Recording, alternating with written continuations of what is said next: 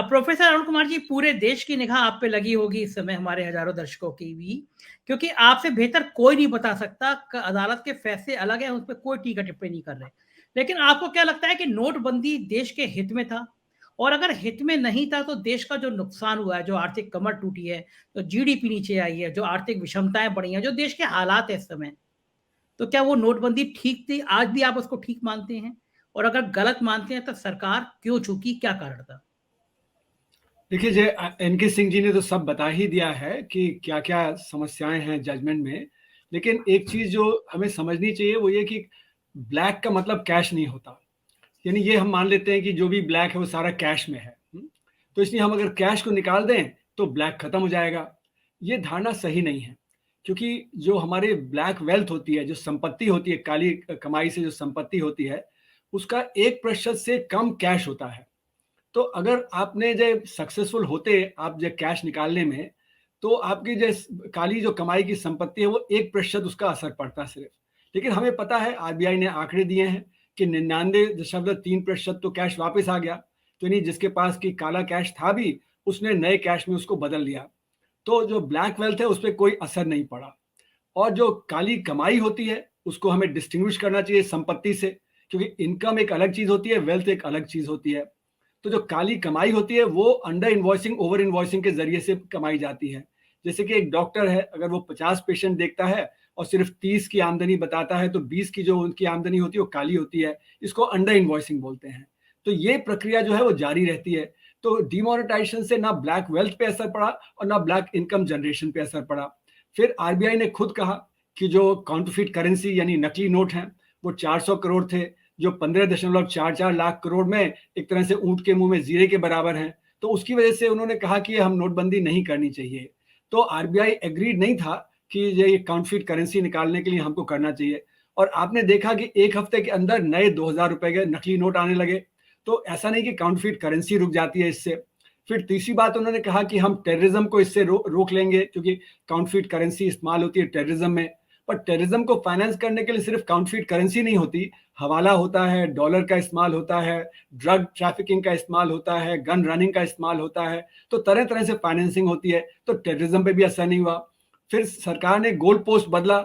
21 नवंबर को उन्होंने कहना शुरू कर दिया कि ये हमारा जो कदम है वो इसलिए है क्योंकि हम जो कैश के जो अवस्था है इकोनॉमी में उसको कम करना चाहते हैं। तो वो लेस कैश इकोनॉमी, पहले उन्होंने गलती से कैशलेस कह दिया, फिर उन्होंने उसको कहा लेस कैश इकोनॉमी होना चाहिए। तो लेस कैश इकोनॉमी तो अपने आप से ही हो रहा था, जैसे से लोग प्लास्टिक का कार्ड और इलेक्ट्रॉनिक वगैरह सब इस्तेमाल कर रहे थे। तो इसके लिए नोटबंदी की जरूरत नहीं थी। लेकिन उसके अलावा क्या हुआ कि उस समय 18 लाख करोड़ रुपए की करेंसी थी, आज 31 लाख करोड़ की करेंसी हो गई है। तो करेंसी इन सर्कुलेशन तो और बढ़ गया। तो उस समय 12% जीडीपी का होता था, अब वो 14% हो गया। और अगर आप देखें तो जापान में तो 18% है। तो ऐसा नहीं कि जापान में करप्शन ज्यादा है, और नाइजीरिया में सिर्फ 1.4% है। तो नाइजीरिया में ऐसा नहीं कि वो ज्यादा क्लीन इकोनॉमी है, क्योंकि वहां पे कैश का प्रचलन कम है। स्वीडन में भी 1.4% है। तो हम ये नहीं कह सकते कि स्वीडन में भी जो उतना ही जो करप्शन है जितना जो नाइजीरिया में, क्योंकि स्वीडन में ना के बराबर करप्शन है, जबकि नाइजीरिया में बहुत ज्यादा है। तो जो चौथा जो उन्होंने बाद में जो एक जो गोल पोस्ट शिफ्ट किया, वो भी अचीव नहीं हुआ। तो कुल मिला के इसका असर क्या हुआ कि हमारी जो अर्थव्यवस्था है वो बहुत ही परेशानी में आ गई, क्योंकि हमारी अर्थव्यवस्था में 45% हिस्सा होता है असंगठित क्षेत्र का। और जो असंगठित क्षेत्र है वो कैश पे चलता है। तो कैश को आप इस तरह से सोचें कि वो सर्कुलेशन के लिए होता है, वो खाने के लिए नहीं होता। आपने दुकान में कुछ चीज खरीदी तो आपने कैश दिया, दुकानदार ने उसको आगे जो होलसेलर को दिया, होलसेलर ने आगे प्रोड्यूसर को दिया, प्रोड्यूसर ने वेजेस दिए। तो कैश सर्कुलेशन क्रिएट करता है। जब कैश की कमी हो गई तो सर्कुलेशन रुक गया। जैसे कि अगर शरीर में खून का जो संचालन रुक जाए तो शरीर खत्म हो जाएगा। उसी तरह अर्थव्यवस्था में बड़ी परेशानी आ गई। आपने देखा होलसेल मार्केट खाली हो गए, दुकानें खाली हो गई, उत्पादन गिर गया। तो हमारी अर्थव्यवस्था बड़ी बुरी तरह से गिरी। और वो 1-2 महीने के लिए नहीं, वो 5 महीने पूरा जो 2016-17 का था, 5 महीने तो हमारी अर्थव्यवस्था की रेट ऑफ ग्रोथ नेगेटिव हो गई। तो ये नेगेटिव रेट ऑफ ग्रोथ है।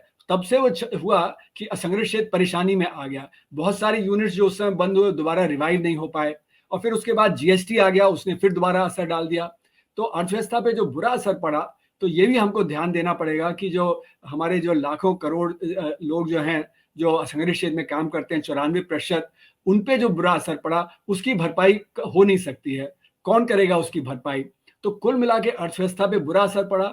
जिन लोगों ने कभी काला कमाया नहीं, जो हमारा असंगठित क्षेत्र है उसमें जो आमदनी बहुत कम होती है, अभी ई श्रम पोर्टल पे डेटा आया है कि 28 करोड़ लोग रजिस्टर्ड हैं। उन्होंने बताया कि हम 10,000 रुपए से कम कमाते हैं, तो यानी कि 1,20,000 रुपए प्रति साल प्रति वर्ष से कम कमाते हैं, जबकि हमारा टैक्सेशन 5 लाख पे शुरू होता है। तो ये जो असंगठित क्षेत्र वाले हैं, ये काली कमाई नहीं करते, हमारे जो संगठित क्षेत्र है उसमें काली कमाई होती है। इसका मतलब ये नहीं कि कुछ दुकानदार हो गए या कोई ढाबे वाले हो गए वो काली कमाई नहीं करते, वो जरूर करते हैं, लेकिन उनकी संख्या जो अर्थव्यवस्था में जो असंगठित क्षेत्र है उसमें 1% ही है। तो 94% जो है उनको तो असर गलत पड़ा। जिन्होंने कभी काली कमाई की नहीं उनको गलत असर पड़ा, जिनके पास काली कमाई थी वो उन्होंने अपना पैसा कन्वर्ट कर लिया। तो इसलिए मेरा मानना है कि जो ये सारी जो प्रक्रिया हुई उससे अर्थव्यवस्था पे बहुत बुरा असर पड़ा और वो अभी तक उसका असर हमारे सामने है। प्रोफेसर अरुण कुमार जी, एक चीज और मैं जानना चाहूंगा कि इस समय मैं जितना मेरे को वित्त की मामलों की जानकारी और जो मैं ब्यूरोक्रेट से बात करता हूँ, काफी सीनियर ब्यूरोक्रेट्स ने ये बात कही, प्राइम मिनिस्टर के सामने ये मुद्दा आया कि ये जो राशन दिया जा रहा है 80 करोड़ लोगों को 2 वक्त का, हमारे देश की आर्थिक स्थिति इससे बहुत कमजोर होती जा रही है, एक मुद्दा। दूसरा मुद्दा कि 10 लाख करोड़ रुपए के लोन हम लोगों ने माफ कर दिए, वो बड़े उद्योगपतियों के थे। इन दोनों स्थितियों में ज्यादा नुकसानदायक देश के लिए क्या था, उद्योगपतियों के लोन माफ कर देना या फिर ये राशन वितरण व्यवस्था लगातार चलना? देश में किसका जोर बहुत ज्यादा पड़ेगा? देखिए, जैसे मैंने कहा कि अभी आपके जो ई श्रम पोर्टल का डेटा आया है, तो 80 करोड़ लोग तो गरीब हैं। वो हो सकता है अति गरीब ना हो, क्योंकि जो हमारी वर्ल्ड बैंक की जो लाइन है, जो पॉवर्टी लाइन, उसको $1.90 से बढ़ा के $2.15 कर दिया है, यानी कि 176 रुपए प्रति व्यक्ति प्रतिदिन। अब उसको तो पीपीपी पे है, तो यानी कि आधा मान लीजिए, तो वो 13,000 रुपए पड़ती है। तो अगर 28 करोड़ लोग कह रहे हैं कि हम 10,000 रुपए से कम कमाते हैं और वो 13,000 रुपए से तो कम हुआ ही हुआ, तो इसके मतलब है कि इतने लोग तो गरीब हैं ही। तो गरीब के हाथ में पैसा देना या उनको जो राशन देना, वो मुझे लगता है कि एक सरकार की जरूरत है, क्योंकि नहीं तो वो देश में हाहाकार हो जाएगा। तो जो गरीब आदमी है उसको देना तो मुझे लगता है कि वाजिब है। लेकिन अभी जो किया गया है उसमें क्या किया है कि पहले 10 किलो मिलता था, अब 5 किलो मिलेगा, क्योंकि 2 स्कीम्स हैं, उनको एक तरह से मर्ज कर दिया गया है। एक तो फूड सिक्योरिटी एक्ट के तहत आपको सस्ता राशन मिलता था, 3 रुपए, 2 रुपए, 1 रुपए, उसको खत्म कर दिया गया है। और जो यहाँ पे अभी पैंडेमिक के दौरान मुफ्त में दिया जा रहा था, वो अब एनएफएसए के अंदर दिया जाएगा। तो इसका मतलब है कि जो गरीब आदमी है उसको पहले 3.9 किलो खरीदना पड़ता था बाजार से प्रति व्यक्ति, अब उसको 8.9 किलो खरीदना पड़ेगा, यानी कि उसके ऊपर भार 500 रुपए का प्रति परिवार बढ़ जाएगा। तो यानी कि गरीबी और बढ़ जाएगी इसके चलते हुए। उधर जो आपने कहा 10 लाख करोड़ रुपए का जो उन्होंने लोन माफ किया है, तो वो किस वजह से हुआ है? क्योंकि क्रोनी कैपिटलिज्म हमारे देश में बहुत ज्यादा है। वहां पे जो लोन दिया जाता है बैंकों के जरिए, उसमें जो ड्यू डिलिजेंस होना चाहिए, जो मतलब तहकीकात करके दिया जाना चाहिए, वो नहीं होता, क्योंकि हमारा जो बैंकिंग डिवीजन है वो कंट्रोल करता है पब्लिक सेक्टर बैंक्स को। वहां पे चेयरमैन होते हैं, मैनेजिंग डायरेक्टर होते हैं, उन पे दबाव आता है तो वो जो है सैंक्शन कर देते हैं लोन। तो ये जो 10 लाख करोड़ रुपए गया है, ये तो एक तरह से साठगांठ से गया है। जो पैसा 2 लाख करोड़ रुपए जाएगा ये जो फ्री राशन देने में, ये तो आप समझिए कि एक जरूरत है देश के लिए, क्योंकि गरीब आदमी के हाथ में पैसा होना जरूरी है, नहीं तो हाहाकार हो जाएगा। अरुण कुमार जी, ये जो 2 लाख करोड़ है, इस योजना को जैसे 1 साल के लिए बढ़ा दिया गया है, देश की जो आर्थिक स्थिति है वो कितना इसको और सहन कर पाने की स्थिति में कितना और बढ़ाया जाएगा? कोई तो दिन ऐसा आएगा कि हमें ये 80 करोड़ बहुत बड़ी आबादी है, इसको इसको आत्मनिर्भर बनाना ही पड़ेगा। आपको क्या लगता है कितने टाइम तक हम इसको और दे सकते हैं? देखिए, जब तक हम रोजगार को तेज नहीं करते हैं तब तक ये स्थिति बिगड़ी रहेगी। अभी हम लोगों ने एक रिपोर्ट निकाली है एम्प्लॉयमेंट अनएम्प्लॉयमेंट पे, 11 अक्टूबर को रिलीज किया। उसमें हमने दिखाया कि 30.4 करोड़ लोग के पास तो सही काम है, पूरा काम है, लेकिन 27.8 करोड़ हैं जिनके पास सही काम नहीं है। या तो उन्होंने काम ढूंढना बंद कर दिया है, वो 19 करोड़ लोग हैं, या डिस्गाइज अनएम्प्लॉयमेंट है कृषि में, जहां पे वो खेत पे जाते हैं लेकिन वो काम नहीं करते हैं, उससे कोई प्रोडक्टिविटी नहीं बढ़ती। फिर एक अंडर एम्प्लॉयमेंट है, यानी कि 16% लोग हैं जिनके पास 36 घंटे प्रति हफ्ते से कम का काम है। और फिर है जो इनके पास बिल्कुल ही काम नहीं है, जिनको अनएम्प्लॉयड बोलते हैं। तो इनकी संख्या 27.8 करोड़ है। ये दिखाता है कि कितना परिवार के ऊपर बोझ बढ़ गया है, क्योंकि जिनके पास काम नहीं है, जिन्होंने काम ढूंढना बंद कर दिया है, परिवार को उनको सपोर्ट करना पड़ता है, तो परिवार की आमदनी में वो सपोर्ट करने में वो गरीबी की रेखा के नीचे चले जाते हैं।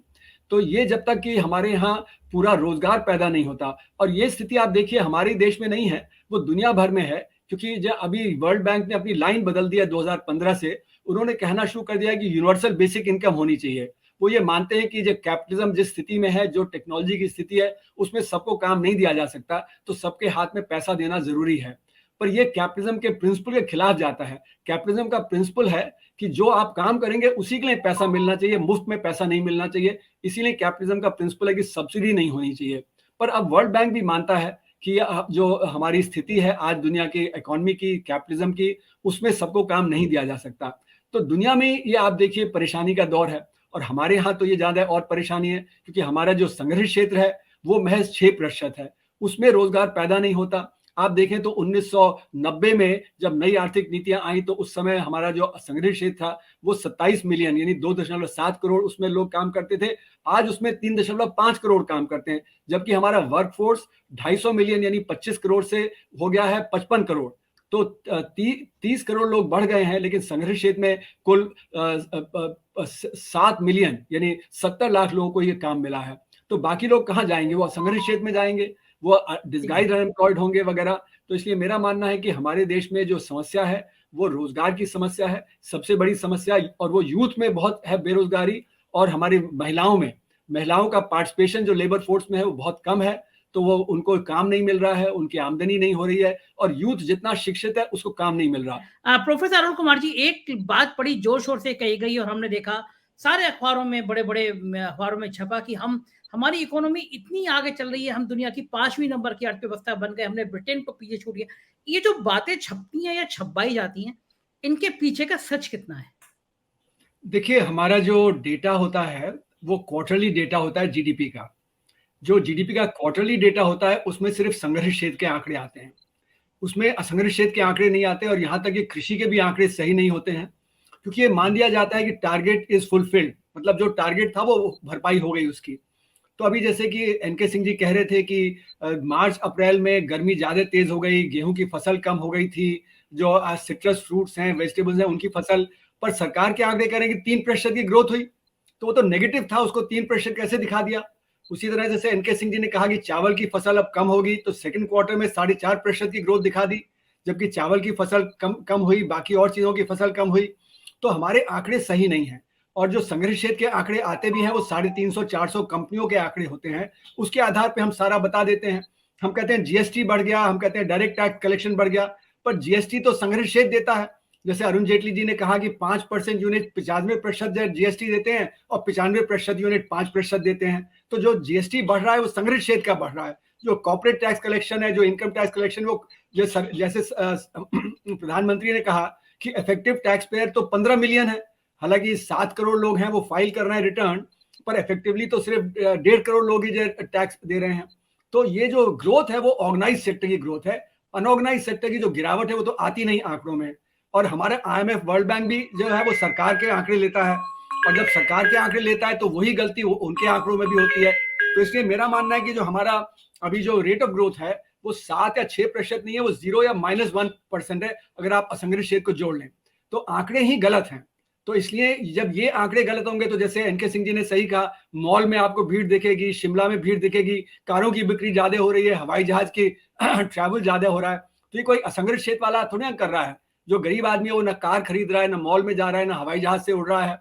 तो असंगठित क्षेत्र के जो हालात हैं वो बहुत बुरे हैं, वो हमारे आंकड़ों में नहीं आते हैं। तो हमें दोबारा उसको री करना पड़ेगा कैलकुलेट। और मैं कह रहा हूँ नोटबंदी के बाद जब अर्थव्यवस्था को शॉक लगा, जीएसटी का शॉक लगा, तो हमें अपनी मेथडोलॉजी बदलनी पड़ेगी जीडीपी को कैलकुलेट करने की। और इसलिए मेरा मानना है कि हम ब्रिटेन से आगे नहीं गए हैं, हम एक्चुअली पीछे चले गए हैं। तो हम 5वीं नहीं, हम 7वें पायदान पे आ गए हैं।